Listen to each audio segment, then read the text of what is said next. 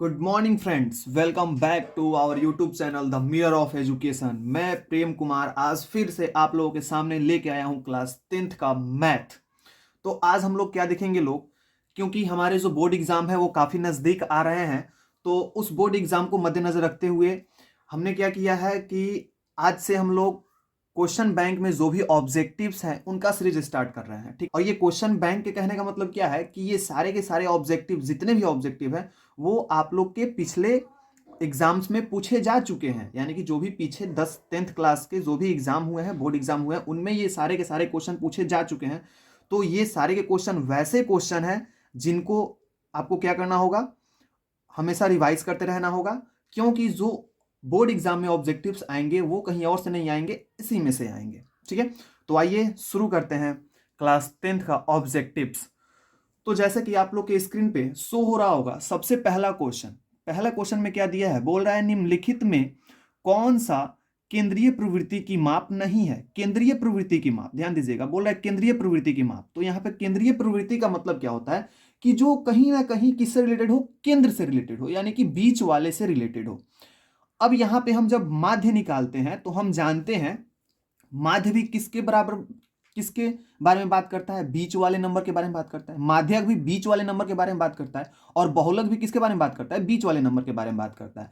तो यहां पे जो हमारा आंसर हो जाएगा वो कौन सा हो जाएगा, ऑप्शन नंबर डी। मानक विचलन जो है वो केंद्रीय प्रवृत्ति का नहीं होता है। ठीक है, अब उसी तरह से जब हम लोग दूसरे क्वेश्चन में बढ़े लोग, तो दूसरे क्वेश्चन में बोल रहा है प्रेक्षण 14, 15, 13, 16, 14, 15, 17, 13, 15 का बहुलक है। तो ध्यान दीजिएगा, बहुलक या माध्य या माध्यक तीनों को निकालने के लिए सबसे पहला काम हम लोग क्या करते हैं, लोग जो भी अंक दिया हुआ है उसको आरोही क्रम में सजा लेते हैं, यानी कि बढ़ते क्रम में सजा लेते हैं। तो बढ़ते क्रम में सजाने के लिए सबसे पहले क्या करेंगे, जो सबसे छोटा वाला होगा उसको सबसे पहले लिख देते हैं, जो कि 13 है।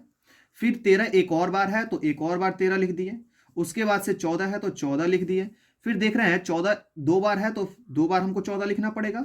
अब 14 के बाद से दिया है 15 तो क्या लिख दिए, 15 लिख दिया। और 15 कितने बार दे रखा है, 3 बार 15 दे रखा है तो हमने 3 बार 15 को लिख दिया। ठीक है, उसके बाद से दिया है एक बार 16 तो एक बार 16 हो गया। उसके बाद से दे रखा है एक बार 17 तो एक बार 17 हो गया। ठीक है, अब इसमें से हम क्या करेंगे, देखेंगे कौन सी ऐसी संख्या है जो ज्यादा बार रिपीट हुई है, यानी कि ज्यादा बार आई है। तो यहाँ पे देख रहे हैं 13 दो बार आया है, 14 भी दो ही बार आया है, 15 देख रहे हैं 3 बार आया है।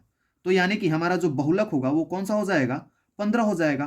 तो इस तरह से हमारा ऑप्शन नंबर सी जो है हो जाएगा, वो क्या हो जाएगा, सही आंसर हो जाएगा। ठीक है, अब आते हैं तीसरे क्वेश्चन पे। तो तीसरे क्वेश्चन में क्या दे रखा है, बोल रहा है प्रथम 5 प्राकृतिक संख्याओं का माध्य है। अब बोल रहा है माध्य, तो सबसे पहले जान लेते हैं कि माध्य कैसे निकालते हैं, क्या होता है माध्य। तो देखिए, माध्य माध्य क्या मतलब क्या होता है, आप सभी को मालूम होगा। माध्य का मतलब होता है बीच वाली संख्या, यानी कि जो बीच में संख्या है उसको निकालना।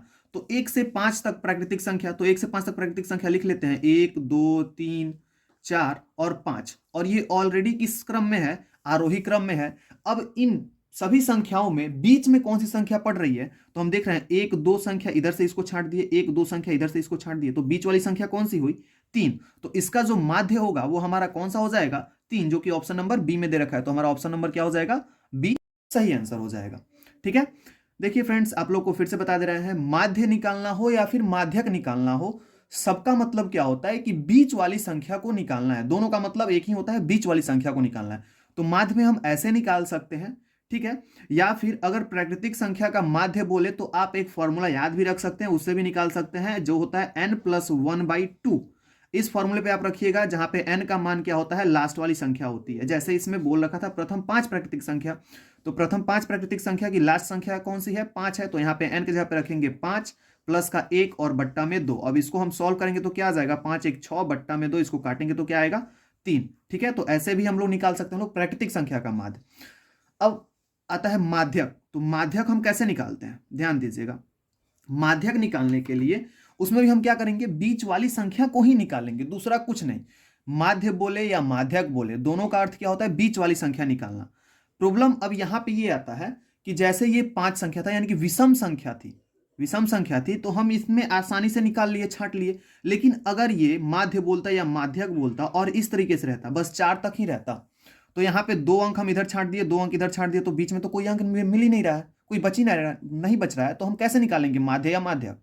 तो उसके लिए क्या करते हैं, बीच बीच में जो दो अंक होते हैं उन दोनों को ले लेते हैं और उन दोनों को क्या करते हैं, जोड़ देते हैं। ठीक है, जोड़ने के बाद से क्योंकि हमने दो अंक को जोड़ा है इसीलिए नीचे में क्या लगा देंगे, 2, और यहां पे लिख देंगे, इनको सॉल्व करेंगे 5/2, जिसको सॉल्व करने के बाद हमारा क्या आ जाएगा, 2.5, और यही हमारा क्या हो जाएगा, माध्यक हो जाएगा, माध्य हो जाएगा।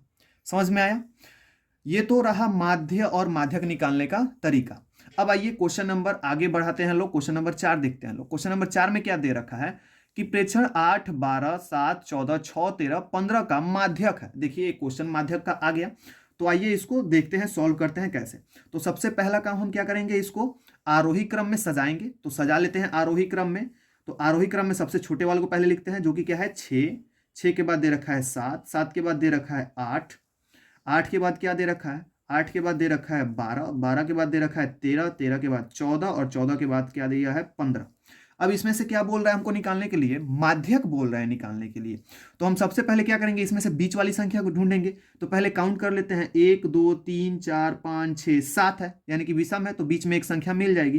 तो 1 2 3 को इधर छांट दिए, वैसे ही 1 2 3 को इधर छांट दिए, तो तीन इधर दोनों साइड बराबर हो गए, और बीच में हमको एक संख्या कौन सी मिल गई, 12। तो इसका जो माध्यक है वो कितना आ जाएगा, 12 हमारा सही आंसर हो जाएगा, जो कि ऑप्शन नंबर किस में दे रखा है, डी में दे रखा है। तो हमारा ऑप्शन नंबर डी क्या हो जाएगा, सही आंसर हो जाएगा। ठीक है, तो आइए अब देखते हैं क्वेश्चन नंबर 5। ठीक है, क्वेश्चन नंबर 5 में क्या दे रखा है, क्वेश्चन नंबर 5 बोल रहा है कि माध्यक का 3 गुना, ठीक है, और माध्य का 2 गुना का अंतर बराबर होता है। तो इसको याद कर लीजिए, ये एक फॉर्मूला है, माध्यक का 3 गुना और माध्य का 2 गुना बराबर होता है बहुलक के। तो हमारा ऑप्शन नंबर सी जो है वो क्या हो जाएगा, सही आंसर हो जाएगा। ठीक है, अब इसको हम आगे बढ़ाते हैं, क्वेश्चन नंबर 6 देखते हैं। क्वेश्चन नंबर 6 में क्या दिया हुआ है, बोल रहा है ए भुजा वाली समबाहु त्रिभुज का क्षेत्रफल है। यानी कि एक समबाहु त्रिभुज है जिसकी भुजा क्या है, ए है, तो इसका क्षेत्रफल क्या होगा। तो सबसे पहले इस क्वेश्चन को करने के लिए हमको ये मालूम होना चाहिए कि समबाहु त्रिभुज का क्षेत्रफल क्या होता है। तो हम सभी जानते हैं, क्वेश्चन नंबर 6 को सॉल्व करेंगे, हम सभी जानते हैं कि समबाहु त्रिभुज का क्षेत्रफल क्या होता है। समबाहु त्रिभुज का क्षेत्रफल किसके बराबर होता है, तो ये होता है √3/4 गुना में भुजा स्क्वायर, गुना में भुजा स्क्वायर। ये फॉर्मूला होता है समबाहु त्रिभुज का। तो यहाँ पे अगर इस फॉर्मूले पे हम रखें तो क्या आ जाएगा, √3/4 गुना भुजा क्या दे रखा है, यहाँ पे भुजा का मान दे रखा है ए, तो यहाँ पे क्या आ जाएगा ए का स्क्वायर, और इसको हम और आगे बढ़ाएंगे तो क्या हो जाएगा √3/4 ए स्क्वायर, जो कि हमारा ऑप्शन नंबर किस में दे रखा है, ऑप्शन नंबर सी में दे रखा है। तो यहाँ पे हमारा सही आंसर क्या हो जाएगा, ऑप्शन नंबर सी। ठीक है, एक ये फॉर्मूला हमेशा याद रखिएगा, समबाहु त्रिभुज का क्षेत्रफल क्या होता है, √3/4 गुने भुजा स्क्वायर।